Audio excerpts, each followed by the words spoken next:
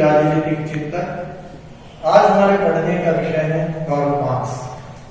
और Karl Marx जिनके नाम से दुनिया में मार्क्सवाद जाना जाता है, इनका जन्म जर्मनी में हुआ था। ट्रिप्स नाम के स्थान पर एक सामान्य यहूदी परिवार है। किंतु जब मार्क्स 6 वर्ष के थे तभी उनके माता पिता ने ईसाई धर्म ग्रहण कर लिया और स्वाभाविक तौर पर परिवार के सदस्य होने के नाते वो भी ईसाई धर्म के सदस्य बन गए। इसके बाद उनकी शुरुआत की पढ़ाई हुई एक विद्यालय में। उच्च शिक्षा के अंतर्गत मार्क्स कानून की पढ़ाई करना चाहते थे। उन्होंने प्रवेश भी लिया, किंतु उन्हें यह विषय जमा नहीं और वर्ष 1 साल के अंदर उन्होंने कानून की पढ़ाई को छोड़ दिया और दर्शन और इतिहास के विषय में रुचि लेने लगे। उसमें उन्होंने अध्ययन शुरू किया। उसके बाद मार्क्स की शादी हो गई, वो पेरिस चले गए। उन्होंने पत्रकारिता का काम शुरू किया, पर व्यवस्था के विरोधी विचारों के कारण उन्हें समाचार पत्र का प्रकाशन भी बंद करना पड़ा। वो इंग्लैंड आए। इंग्लैंड में उनकी मुलाकात उद्योगपति एंजिल्स से होती है। एंजिल्स और मार्क्स की मित्रता एक गहरी साहित्यिक मित्रता के नाम से जानी जाती है। मार्क्स को न केवल एंजिल्स ने ग्रंथों की रचना के लिए आर्थिक मदद की, अपितु उन्हें समाजवादी विचारों को विकसित करने में भी अपना पूरा योगदान दिया। और जिसे मार्क्सवादियों का धर्म ग्रंथ माना जाता है, साम्यवादी घोषणा पत्र, उसकी रचना मार्क्स और एंजिल्स ने मिलकर की।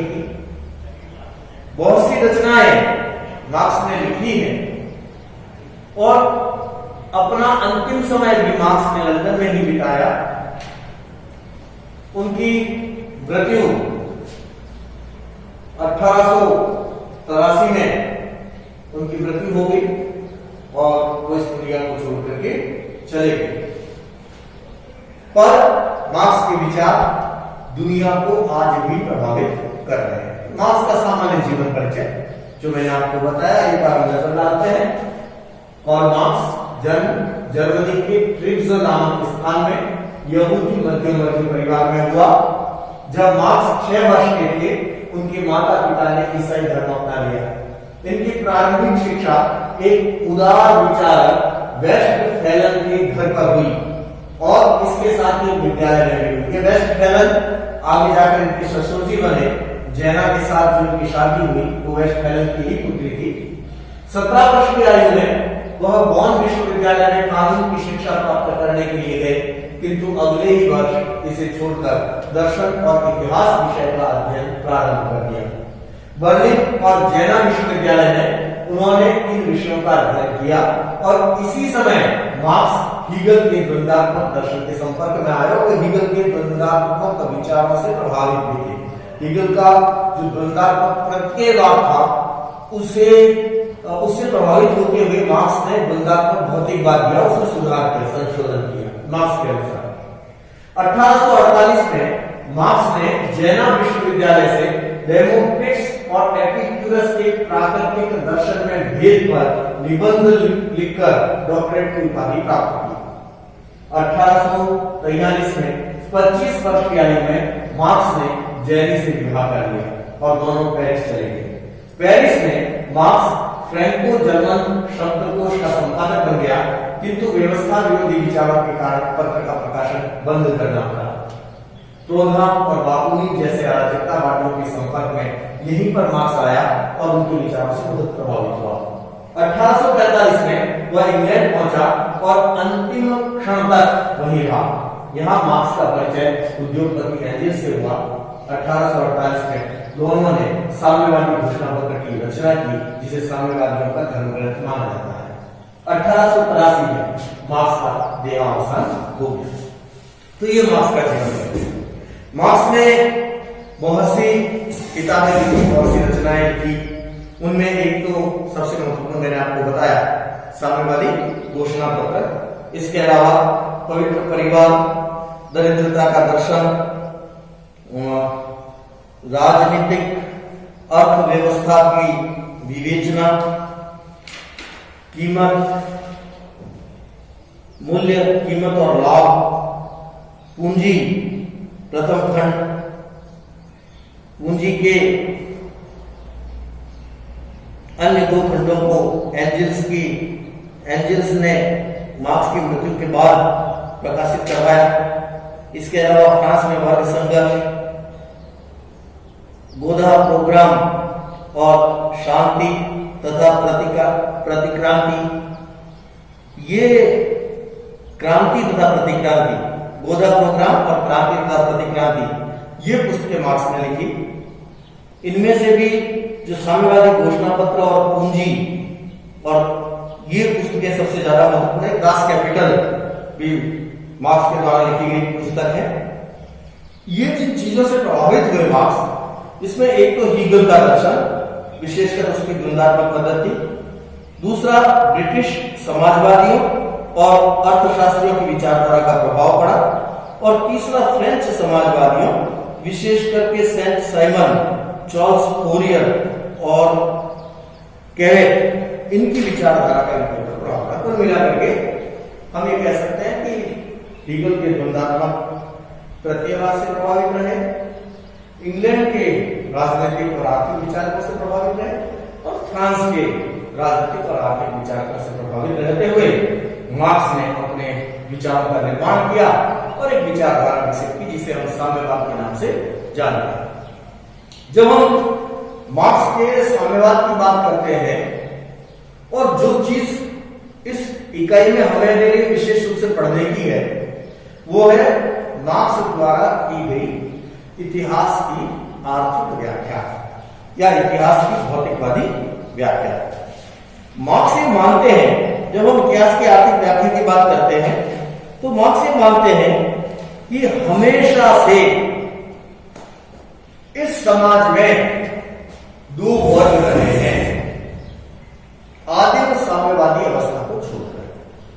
तो मार्क्स जो इतिहास की आर्थिक व्याख्या कर रहे हैं, उसमें विशेषकर आर्थिक तत्व को महत्वपूर्ण मान रहे हैं, और वो ये कहते हैं कि प्रारंभिक अवस्था जो आदिम साम्यवादी अवस्था थी, उसमें समाज में कोई वर्ग नहीं था, न अमीर था न गरीब था, सब हिलमिल करके रहते थे। मनुष्य शिकार करके लाता था और मिल बांट करके खाता था। एक सामूहिक बीमा था, क्योंकि हर एक व्यक्ति को पता था कि आज मुझे शिकार मिला है, कल पता नहीं मुझे मिले या नहीं मिले, तो जिन्हें मैं आज बांट रहा हूं, कल यदि उन्हें शिकार मिला तो वो मुझे बांटेंगे। इस प्रकार का भाव, इस प्रकार का विचार उस आदिम साम्यवादी अवस्था में प्रचलित था, और इसलिए आदिम साम्यवादी अवस्था वर्गविहीन अवस्था थी, अमीर गरीब कुछ भी नहीं था। मार्क्स से कहते हैं उसके बाद दास युग आया, जिसमें स्वामियों ने दासों का शोषण किया। उसके बाद कृषि प्रधान युग आया, जिसमें सामंतों ने किसानों का शोषण किया।